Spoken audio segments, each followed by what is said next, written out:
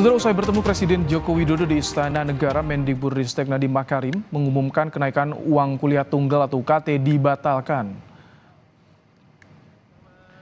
Nadiem menemui Presiden Jokowi siang tadi. Ia menyebut Kemendikbudristek telah mengambil keputusan untuk membatalkan kenaikan UKT di tahun ini. Pemerintah juga akan mengevaluasi ulang semua permintaan peningkatan UKT dari perguruan tinggi negeri. Nadiem kembali memastikan tahun ini tak akan ada mahasiswa yang terdampak kenaikan UKT.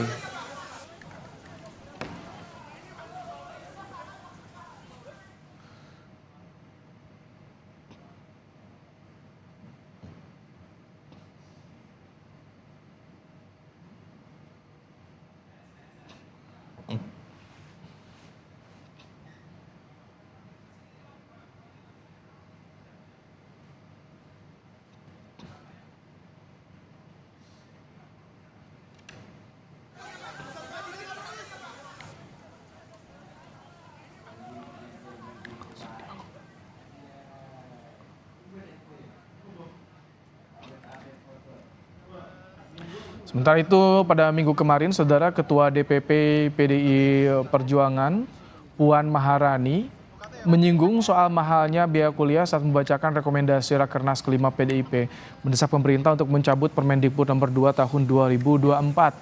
Biaya kuliah mahal, PDIP minta Permendikbud direvisi.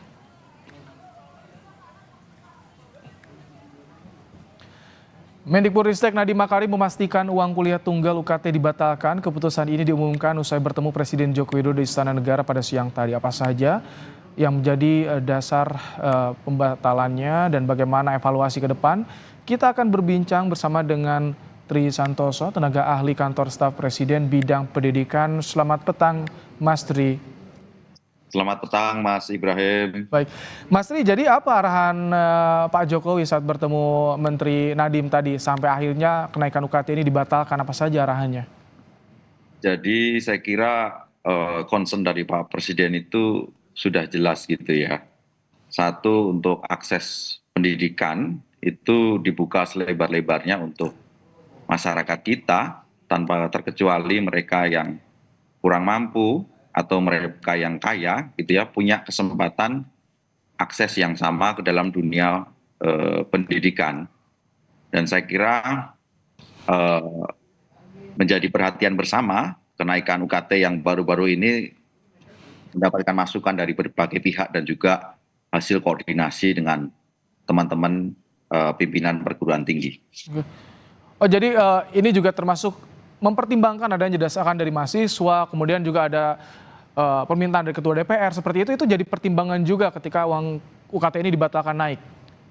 Semuanya menjadi dasar pertimbangan, tidak hanya satu atau dua pihak, tapi yang pasti komitmen dari Pak Presiden Jokowi untuk memberikan akses seluas-luasnya bagi masyarakat Indonesia untuk berpendidikan tinggi, tidak hanya 12 tahun tetapi juga sampai tingkat perguruan tinggi. Bahkan anggaran kita untuk subsidi beasiswa gitu ya, baik melalui LPDP maupun non LPDP itu terus kita tingkatkan setiap tahun supaya teman-teman, adik-adik kita bisa menikmati pendidikan gratis. Untuk yang dibatalkan ini ada penjelasan tidak, Pak Tri, komponennya apa saja agar mahasiswa, masyarakat, orang tua juga mengetahui apa kembali seperti semula atau bagaimana?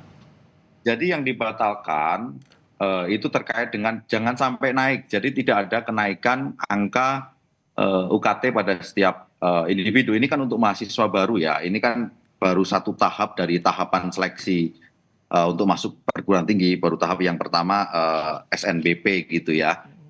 Jadi terkait dengan biaya UKT gitu ya, tidak dibatalkan tetapi disesuaikan dengan kemampuan calon mahasiswa gitu ya dari taraf ekonominya. Saya kira kemarin kami melakukan verifikasi lapangan gitu ya, baik ke Riau, sampling di Indonesia Timur, di Sulawesi dan juga di Papua serta NTT. Saya kira terkait dengan apa data yang kami temui di lapangan, mereka yang UKT-nya naik bisa mengajukan forum dialog atau forum klarifikasi dengan pimpinan perguruan tinggi. Salah satu contohnya misalnya di Universitas Riau gitu ya. Dari 2.000 mahasiswa yang diterima setelah diverifikasi ulang, ada 800 mahasiswa yang UKT-nya turun dari UKT yang telah ditetapkan sebelumnya. Artinya ini ada komitmen bagi pemerintah, khususnya Kementerian Pendidikan, terhadap isu UKT ini.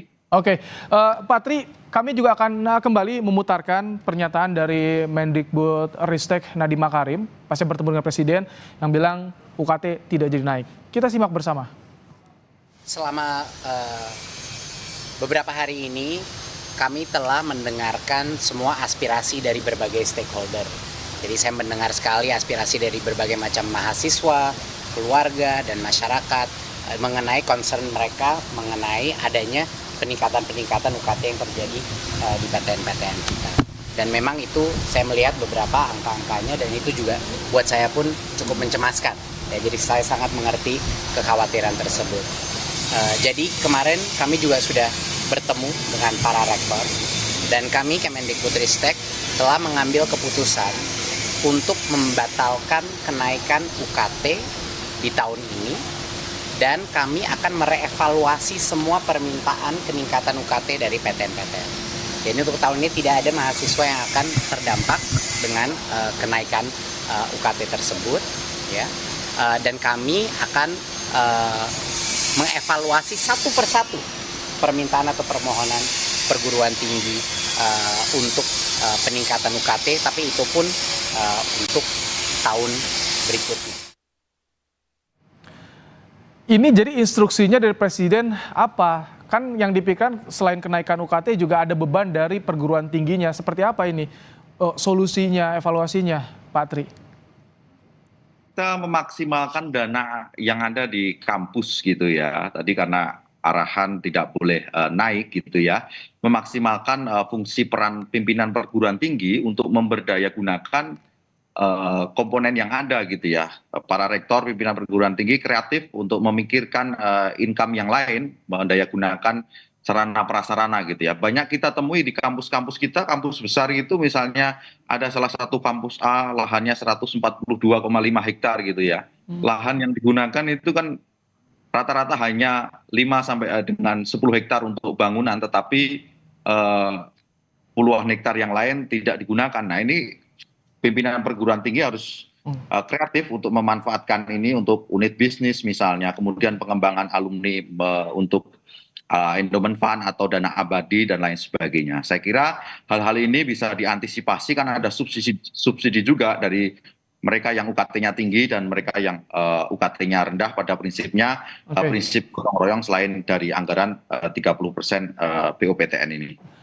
Pak Tri, ini perlu waktu berapa lama untuk langsung instruksi ke kampus-kampus UKT tidak jadi naik? Apakah bisa langsung diimplementasikan, dilaksanakan, Pak Tri, atau seperti apa? Jadi begini, selama libur kemarin itu semua sudah berkoordinasi, Pak Menteri, Pak Dirjen dan juga bawahan pimpinan dari perguruan tinggi sudah koordinasi, sudah menyiapkan langkah-langkah strategis ini. Saya kira ini sedang berproses, prosesnya di Dirjen Dikti terkait dengan hal-hal teknis dan proses prosedur revisi dari UKT ini. Baik, UKT tahun ini batal naik, tidak jadi, artinya dipastikan sudah disosialisasikan kepada kampus-kampus. Terima kasih Tri Santoso, tenaga ahli kantor staf Presiden bidang pendidikan, telah menyampaikan bagaimana informasi terkini dalam program Kompas Petang sore hari ini.